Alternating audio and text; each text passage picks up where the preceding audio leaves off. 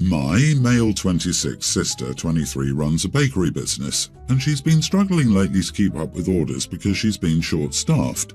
She does a lot of orders for wedding cakes that require custard or marmalade fillings, and I offered to help her by making these fillings at home and bringing them to her, so she had less work to do. Unfortunately, the past 4 times I've made these fillings, my girlfriend, 24, has literally dipped her fingers into the filling jars and contaminated them because, in her words, she just wanted to try some. I've tried explaining that she can't dip her fingers in and contaminate the entire batch because then I have to remake it. I said she should use a spoon and take some out if she wants to try so badly, but she just pouts and says that she likes using her fingers because it takes her back to her childhood. Today, I was trying to finish some chocolate custard to send to my sister quickly because she was running late on a wedding cake order for an important client. I told my girlfriend beforehand not to eat the custard, and if she wanted to, please use a spoon. I get out of the shower, and what do I see? She has her fingers in it again. I totally lost it because this was the 5th time she blatantly disregarded what I said, and I yelled at her and told her to stop eating the damn food I was making because it wasn't for her and she was contaminating it. She started crying and got mad at me for fat-shaming her, even though I'd made no comment on her weight and she has no history of weight issues or eating disorders. I know I was harsh, but she kept pushing my limits. Am I the idiot? Does she also wear a diaper and draw on the walls with crayons because it reminds her of her childhood? Not the idiot. I'm sorry, she's exhausting and sounds like she's trying to sabotage you by helping your sister. LOL, right? What grown damn adult can't just grab a spoon and has to dip their fingers into food? Calling her out for contaminating food intended for commercial sale to other people because she wants to relive her childhood is appropriate. Hiding behind the fat-shaming nonsense seems like a way to escape accountability for her total lack of self-control. Oh God, I feel so guilty for laughing at this. Anyway, I second this as well. She sounds like she's purposefully trying to get in the way of you helping your sister at this point, so I would say she's probably jealous of your relationship with her. This is her way of making you stop the attention and help you give your sister. I would talk to her about this, but after pretending to blame you for fat-shaming her out of context, I would say she's too immature for an adult relationship and probably isn't worth pursuing if she's going to try to ruin your relationship with your sister long term. I know everyone's like, break up over every little thing in here, but I break up over this. This is so deliberate. She's not even pretending she forgot, just insisting that because she wants to, it's fine. OP, at this point, she is doing it on purpose, in front of you or right when you're ready to catch her. Yeah, she's purposefully ruining things for some reason. Break up with her. This person is sabotaging and wasting your time.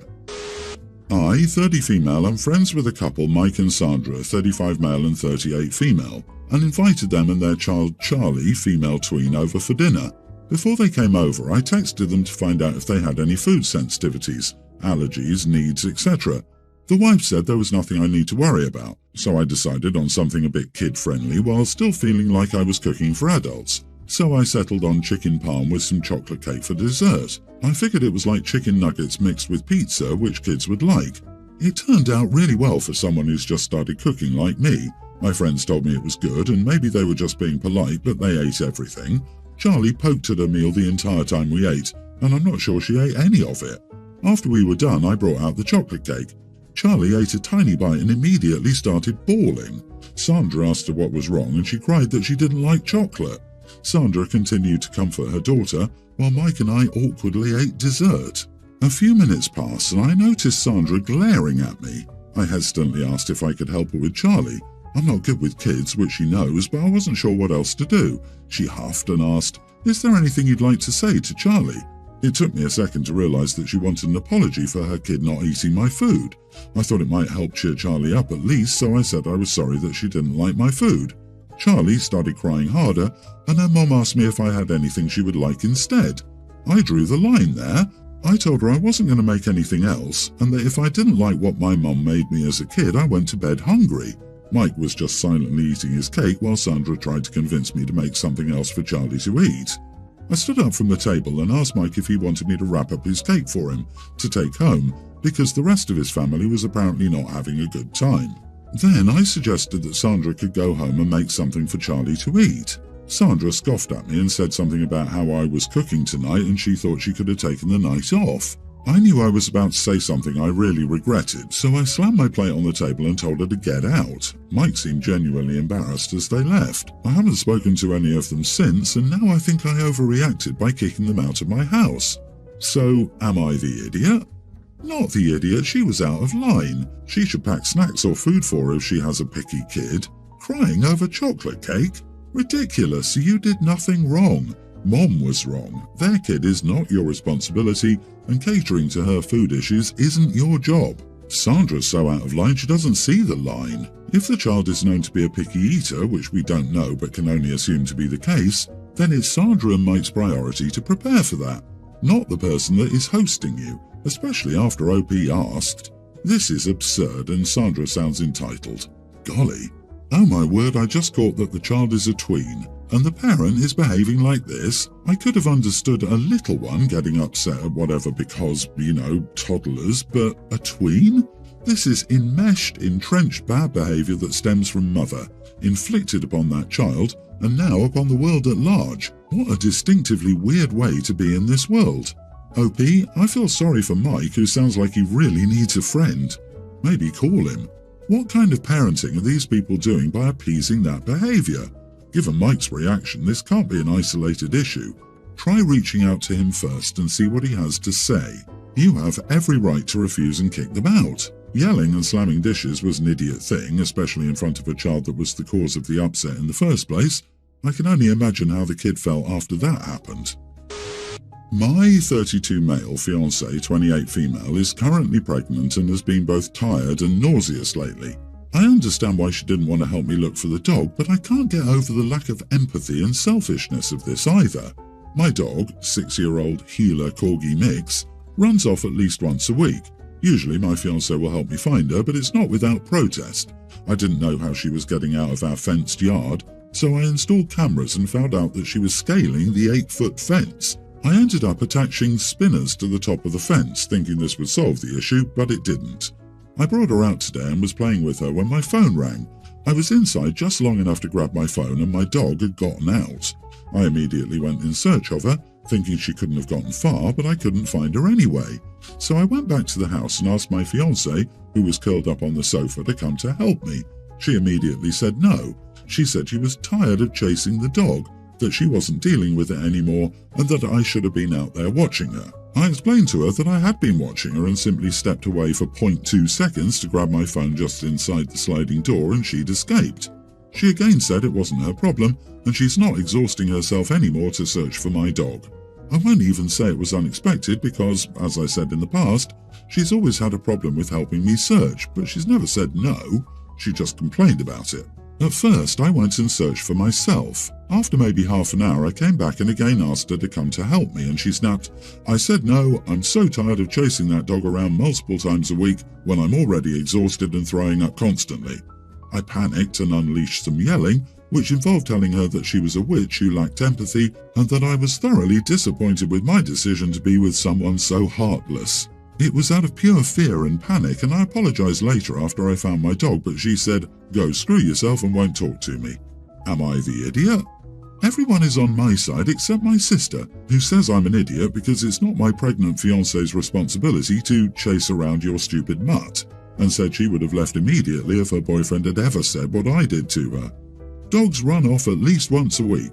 At that point, you are the idiot for not training him better. Rehome him, he deserves a better owner. She is right, that is not an emergency, that is a habit. Why haven't you put a harness on the dog and put a leash on it?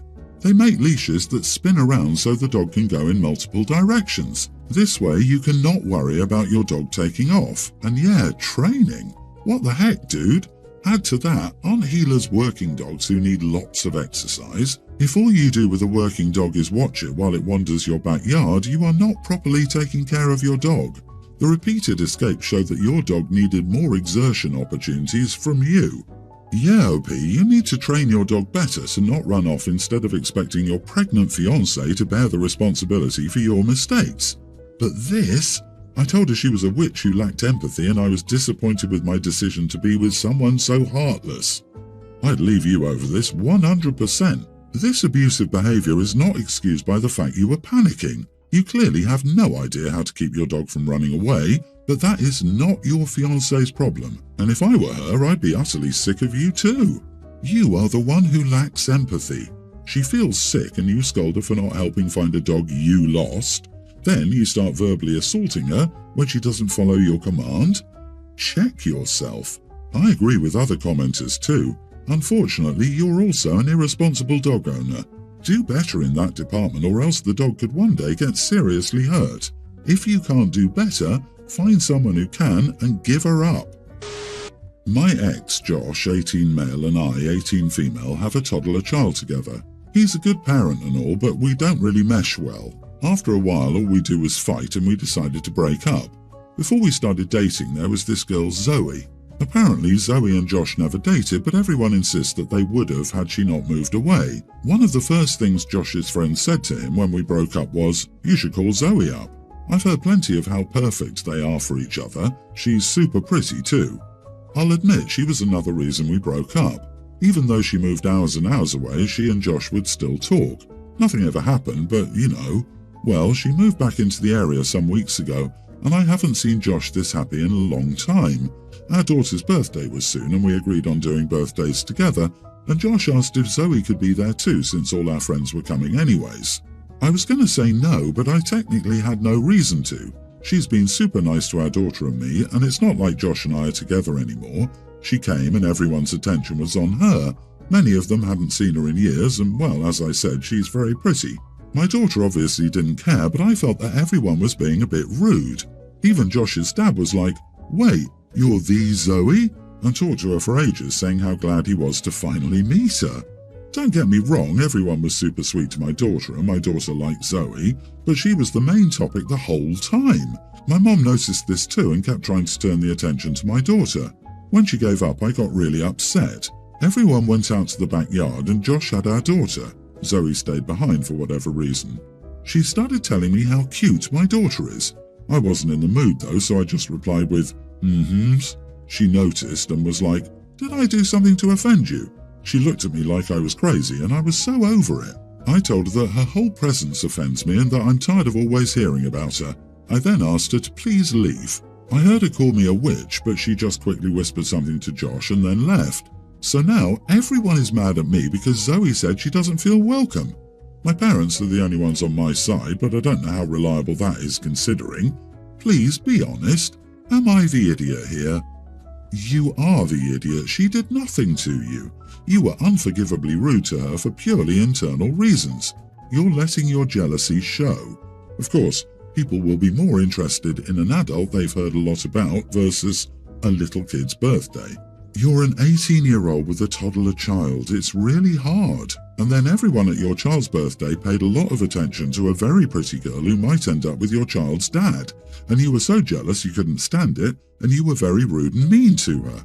The first thing you need to do is to own up to it and apologize to Zoe. You have to be absolutely sincere and mean it. Then you need to apologize to Josh. Finally, you're a mom. You need to start modeling the kind of behavior you want your daughter to grow up with, even if she doesn't get it at her age. Start now. Everyone's the idiot here. It would have been amazing if you'd had the grace to endure that party and express your feelings later. Your mom sucks for fueling your insecurities. Everyone else sucks for letting your daughter's birthday party turn into the Welcome Back Zoe event. This is your child's birthday party, a day to celebrate your child. This woman doesn't know your child. She's not even your friend. She did not belong at your child's party at all, and it was incredibly rude for her to come. Aside from the fact that Zoe should have had the tact and social clue not to go in the first place, the minute people started making this party about her, she should have shut that down. Party is about the baby, not about her. Taking over someone else's party is incredibly rude. That's why you don't wear white to someone else's wedding. Zoe knew what she was doing. You were only wrong for being rude. Keep your distance, don't play her game. Take care of your child and be polite when needed. I, 54 male, have a son, 18. His mother died during childbirth due to complications. I had a job that took up a lot of my time between investments and stocks, which didn't leave me with that much time to take care of my son. Because of that, I hired a nanny, Maria, who took care of him 24/7. Maria is an immigrant who came to work here in my country, but she has 2 children the same age as mine. I've always been a busy person, but I've tried my best to be present in my son's life so he doesn't miss a father. When my son turned 16, I stopped working and started living with the profit my account earned. A year later, I married my current wife, Livia. Livia has a 19-year-old daughter who's taking a gap year before attending university. This month, my son left home to go to college. As he's now a grown man, I decided to fire Maria, but I threw a surprise farewell party and announced to her that I would give her a certain amount of money. In total, it would be enough for her to pay for her children's college expenses. They were accepted to public colleges in her country and not have to work anymore. The problem started when my wife complained that I was paying college for a stranger's children but not her daughter's. My wife worked, she has savings equal to mine and could very well pay for her daughter's college, but she expects me to pay as a gift because, according to her, she will only see me as a good parent if I show her care. I said I wouldn't do that and that she could pay for her college expenses, and I corrected her when she called Maria a stranger because she stopped taking care of her children to take care of mine, so that would be the least I could do. My stepdaughter, wife and in-laws are calling me an idiot, but my close friends and family say I'm not an idiot. But I want to know what the internet thinks. So, am I the idiot?